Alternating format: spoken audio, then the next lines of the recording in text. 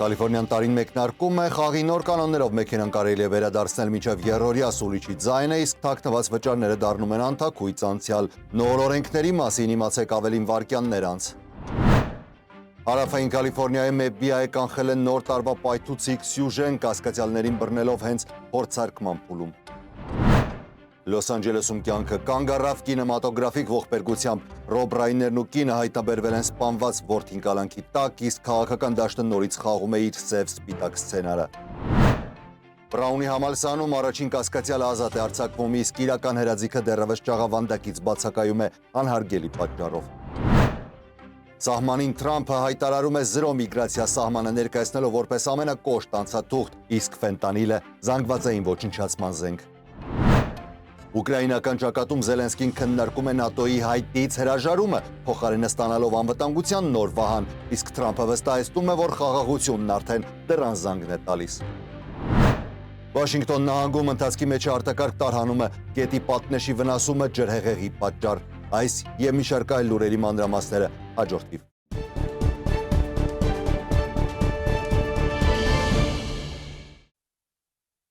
Ողջույն բոլորին, US Armedian սկսում է աշխատանքային շաբաթը եւ վերադառնում ենք եթեր ԱՄՆ գլխավոր լուրերով։ Ես Հարություն Մինասյանն եմ եւ առաջիկա րոպեներին միջև կներկայացնեմ տեղի ունեցող իրադարձությունները կամ արդեն ունեցած իրադարձությունները, բաժանորդագրվեք ալիքին եւ լայքեք տեսանյութը։ Առաջինը Կալիֆորնիա նահանգին, այստեղ փոփոխվող օրենքները արդեն նոր տարվա առաջին իսկ օրից Կալիֆորնիայում սկսում են ուժի մեջ մտնել մի շարք նոր օրենքներ, որոնք ուղղված են սպառողների, վարձակալների եւ հիվանդների պաշտպանությանը։ Սենատի 766-րդ օրինագիծը նոր կանոններ է սահմանում ավտոշուկայի համար։ Օգտագործված մեքենա գնողները կարող են այն ետ վերադարձնել գնումից 3 օրվա ընթացքում, իսկ ավտոսերաններն այլևս չեն կարող թաքցնել լրացուցիչ վճարները։ Վաճառողները պարտադիր պետք է ներկայացնեն մեքենայի ամբողջական արժեքը եւ զերծ մնան հատկապես անիմաստ հավելումներից, օրինակ էլեկտրական մեքենաների համար անվճար յուղ փոխելու ծառայությունից։ Վարձակալների համար նույնպես կարևոր փոփոխություն է նախատեսվում։ Խորհրդանի 628-րդ օրինագիծը պահանջում է, որ բնակարանները համարվեն ապրելու համար պիտանի միայն այն դեպքում,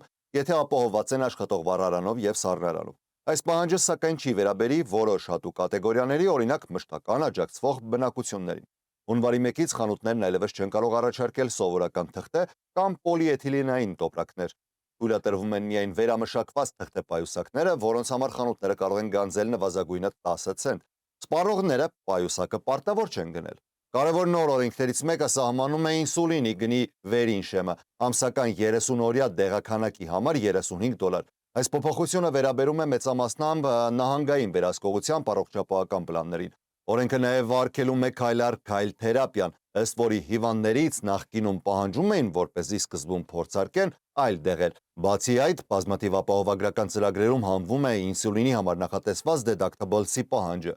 Խորհրդարանի 49-րդ օրինագիծը նպատակ ունի ապահովել աշակերտների գաղտնիությունը եւ սահմանափակել միգրացիոն իշխանությունների մուտքը դպրոցներ։ Ըստ օրենքի իրավապանները կարող են դպրոցների ոչ հանրային հատվածներ մտնել միայն դատարանի հրամանով, իսկ ուսումնական հաստատություններին արգելվում է առանց ծնողների համաձայնության կամ դատարանի վճռի փոխանցել աշակերտների կամ նրանց ընտանիքի անդամների տվյալները։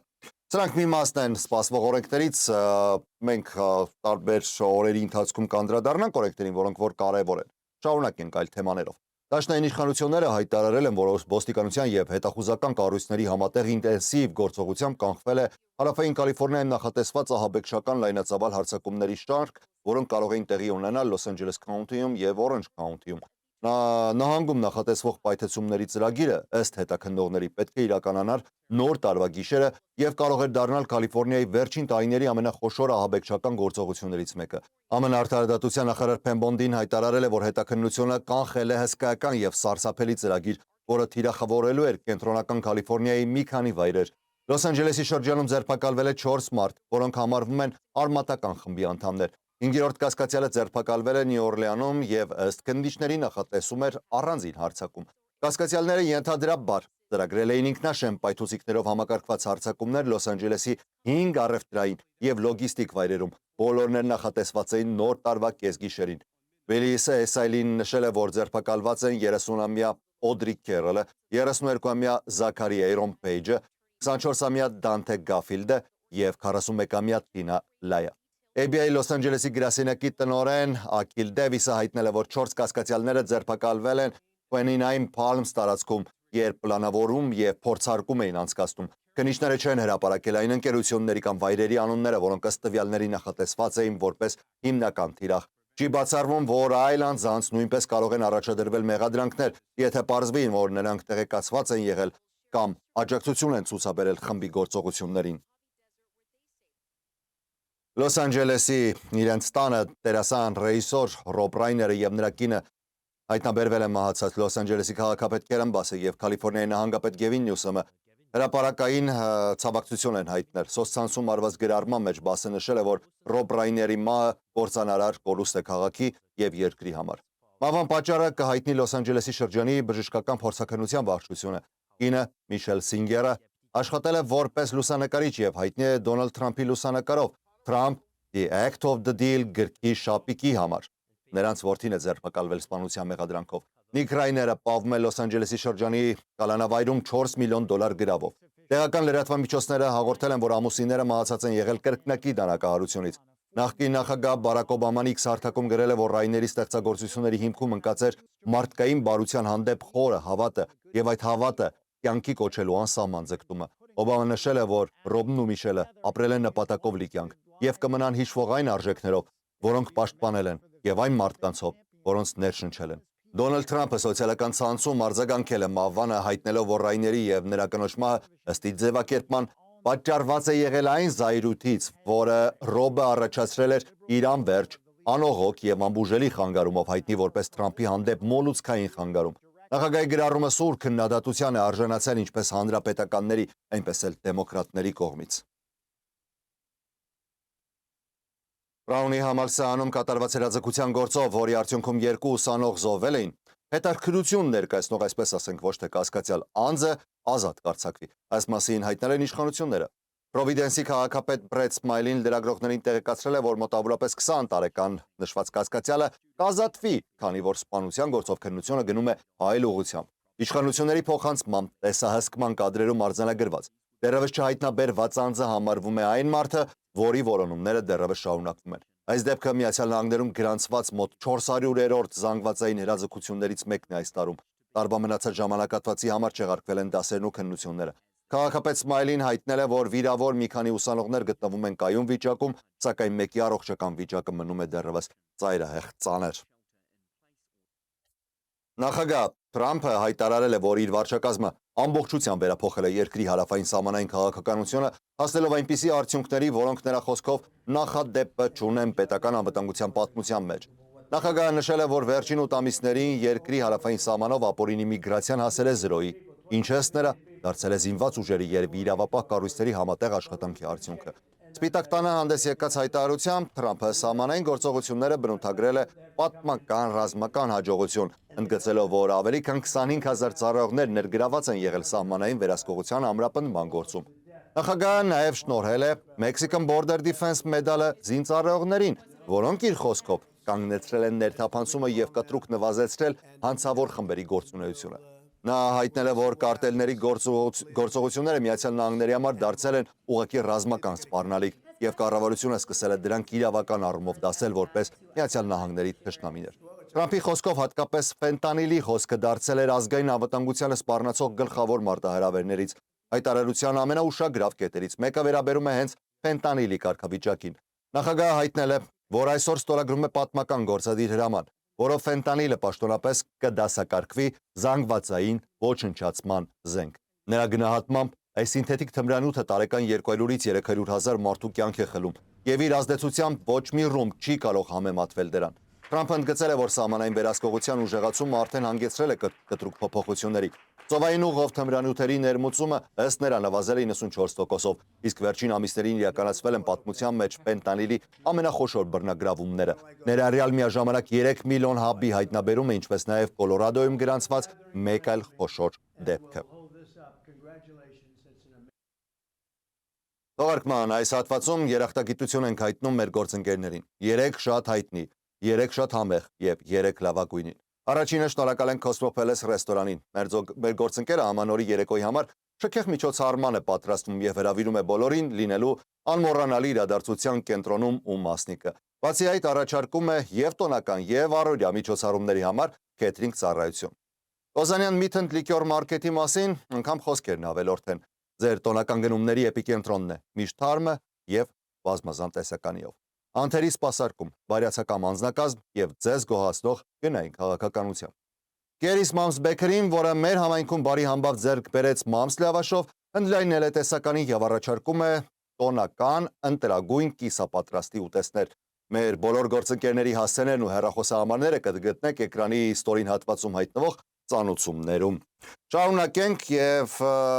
երևի թե ոչ միայն մեզ, այլ շատերին հուզող մի թեմայի անդրադառնանք Ուկրաինա-Ռուսաստան հակամարտությանը։ Ուկրաինայի նախագահ Վոլոդիմիր Զելենսկին հայտնել է, որ պատրաստվում է հրաժարվել երկրի ՆԱՏՕ-ին անդամակցելու հայտից, դրա փոխարեն ստանալով արևմուտքի անվտանգության երաշխիքներ։ Առաջարկը հնչել է Կիրակի Բերլինում ԱՄՆ դիվանագետների հետ շուրջ 5 ժամ տևած խաղաղության բանակցություններից առաջ, սա կտրուկ շրջադարձ է Կիևի քաղաքականության մեջ։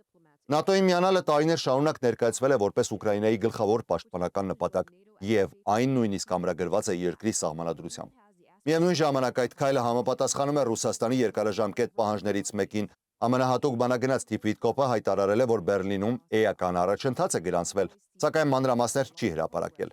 Գերմանիայի կանցլեր Ֆրիդրիխ Մերցը կարճ ելույթից հետո լքել է հանդիպումը թողնելով կողմերին բանակցելու։ Ռուսաստանի նախագահ Վլադիմիր Պուտինը բազմիցս հայտարարել է, որ Ուկրաինան պետք է հրաժարվի ՆԱՏՕ-ի անդամակցության մտադրությունից, դուրս բերի զորքերը Դոնբասի այն տարածքներից, որոնք դեռևս վերահսկում է, եւ ստանձնի մշտական չեզոքություն առանց ՆԱՏՕ-ի ներկայության։ Մոսկովյան աղբյուրները նշում են, որ Պուտինը նաև ցանկանում է արևմուտքի գրավոր երաշխիք, որ դաշինքը կդադարի ընդլայնվել դեպի արևելք, բացառելով թե Ուկրաինայի, թե նախկին խորհրդային այլ հանրապետությունների անդամակցությունը։ Ուկրաինական հարցի շուրջ վերջին օրերի ընթացող բանակցությունները մտել են վճռորոշ փուլ, որտեղ գլխավոր դերակատարներն են Միացյալ Նահանգները, Ուկրաինան եւ անուղղակիորեն Ռուսաստանը։ Ամերիկյան պատվիրակությունը մի քանի օր շարունակ Բերլինում մասնակցեց երկարատև փակ ձևաչափով բանակցությունների։ Արդեն այսօր հայտարարություն անելով Զելենսկին նշել է, որ Վաշինգտոնի ներկայությունը եւ ներգրավվածությունը դարձել են այս գործընթացի առանցքային շարժիչ ուժը։ Ամերիկյան կողմը Ուկրաինային ներկայացրել է մի շարք հնարավորություններ, որոնք վերաբերում են ինչպես հրադադարի ձևաչափին, այնպես էլ երկրի երկարաժամկետ անվտանգությանը։ Միացյալ Նահանգները քննարկում է անվտանգության նոր մոդել, որը կարող է գործել ՆԱՏՕ-ի 5-րդ հոդվածին մոտ կառուցվածքով, սակայն առանց դաշինքի անդամ դարձնելու։ Այդ մոտեցումը ենթադրում է ռազմական եւ քաղաքական պարտավորություններ, որոնք ուժի մեջ կմտնեն այն դեպքում, եթե հրադադարի պայմանները խախտվեն։ Բանակցությունների առանցքում է հարցը, թե ինչպես կարելի է ձևավորել միջազգային վերահսկողության համակարգ, որը կկարողանա արձանագրել եւ գնահատել ցանկացած խախտում, անկախ նրանից դա կատարվում է տեխնոլոգիական մոնիթորինգով, միջազգային դիտորդների ներկայությամբ, թե երկուսի համադրությամբ։ Միացյալ Նահանգների պատվիրակությունը միջնորդի դերում նաև փոխանցել է Ռուսաստանի դիրքորոշումները, որոնք վերաբերում են տարածքային հարցերին։ Զելենսկին հայտարարել է, որ տարածքային զիջումների թեման կտրականապես բացակայում է Կիևի օրակարգից։ Նրա ձևակերպմամբ Ուկրաինան ստացել է ոչ թե Միացյալ Նահանգների պահանջները, այլ Ռուսաստանի պահանջները ամերիկյան կողմի փոխանցմամբ։ Եվ այդ դիրքորոշումը համարում է անընդունելի եւ ընդգծում է, որ երկրի ամբողջականության շուրջ որևէ փոխզիջում չի կարող լինել։ Բանակցություններում առաջընթաց կա մի շարք ուղղություններով, անվտանգության երաշխիքներ, հետ պատերազմյան վերականգնման ֆինանսավորում, ինչպես նաև հրադադարի ձևաչափի նախնական համաձայնեցումն է, սակայն տարածքային հարցերում կողմերի միջև մնում է սկզբունքային հակասություն։ Մոսկվան պահպանում է իր պահանջները, մինչդեռ Կիևը հայտարարում է, որ նման հարցում չի կարող լինել զիջում։ Ակնկալվում է, որ առաջիկա օրերին կողմերը կփորձեն ստանալ Ռուսաստանի հստակ արձագանքը։ Եթե Մոսկվան ընդունի ներկայացված սկզբունքները, հրադադարի սկզբնական փուլը կարող է լինել արդեն մոտակա տոնակա օրերին։ Եթե ոչ, խոսքը փաստացի վերադարձնելու է գործընթացը ռազմական դաշտ։ Որպես հավելում, Արևմուտքն արդեն պատրաստվում է նոր ֆինանսական եւ իրավական քայլեր, ներառյալ սառեցված ռուսական ակտիվների օգտագործումը Ուկրաինայի պաշտպանական կարիքների համար, ինչը Մոսկվայի վրա կիրառվող ճնշման հաջորդ փուլն է։ Նախագահ Դոնալդ Թրամփը հայտարարել է, որ Մոսկվայի եւ Կիևի միջև խաղաղության գործընթացում զգալի առաջընթաց է գրանցվել, ընդգծելով, որ կողմերն այժմ ավելի մոտ են վերջնական պայմանավորվածությանը, քան երբևէ։ Նախագահը նշել է, որ վերջին ժամերի ընթացքում երկարատև քննարկումներ են ունեցել եվրոպական մի շարք առաջնորդների՝ Ուկրաինայի, Լեհաստանի, Նորվեգիայի, Դանիայի եւ Նիդերլանդների ղեկավարների հետ։ Նրա գնահատմամբ քննարկումները բավական բարենպաստ ընթացք են ստացել, թե մնում են բարդ հարցեր։ Միացյալ Նահանգների նախագահը նաև հայտարարել է, որ կողմերը բանակցում են անվտանգության երաշխիքների շուրջ, ինչի առանցքում Ուկրաինայի երկարաժամկետ պաշտպանվածությունն է։ Տարածքային կորուստների թեմային անդրադառնալով Թրամփը նշել է, որ Ուկրաինան արդեն կորցրել է որոշ տարածքներ եւ այժմ քննարկվում են անվտանգության այնպիսի մեխանիզմներ, որոնք կարող են կանխել պատերազմի վերսկսումը։ Նրանք, ըստ նրա, աշխատում են եվրոպական գործընկերների հետ մշակելու այնպիսի ձևաչափ, որը թույլ կտա փոխզիջումային լուծումների պայմաններում պահպանել Ուկրաինայի անվտանգությունը։ Թրամփը հավելել է, որ ռուսական կողմում եւս նկատվում է պատերազմ ավարտելու ցանկություն։ Նրա խոսքով Միացյալ Նահանգները, Եվրոպան եւ տարածաշրջանի առաջնորդները ներկայումս գտնվում են խաղաղության ձևաչափի վերջնականացման փուլում եւ գործընթացը, թեև դժվար, լուրջ առաջընթաց ունի։ Եվ վերջին լուրը եղանակի մասին ու մեկ նահանգի Վաշինգտոն նահանգի հարավային 3 համայնքներում հայտարարվել է անհապաղ տարհանում գետի ափամերձ արգելը պատնեշի վնասվելու պատճառով։ Կինգ շրջանի արտակարգ իրավիճակների ծառայությունները տարհանման հրամաններ են տվել Քենթի, Օբերնի եւ Թուքվիալայի այն հատվածների համար, որոնք գտնվում են գետի արևելյան կողմում։ Ուժած տարածքներում ընդգրկված են ինչպես բնակելի տներ, այնպես էլ առևտրային օբյեկտներ։ Ինչպես նշեցի, սա օրվա վերջին լուրն էր, այսքանն էի առանձնացրել այս թողարկման համար։ Ես Հարություն Մինասյանն եմ, շնորհակալ եմ ուշադրության համար։ Առողջ եղեք։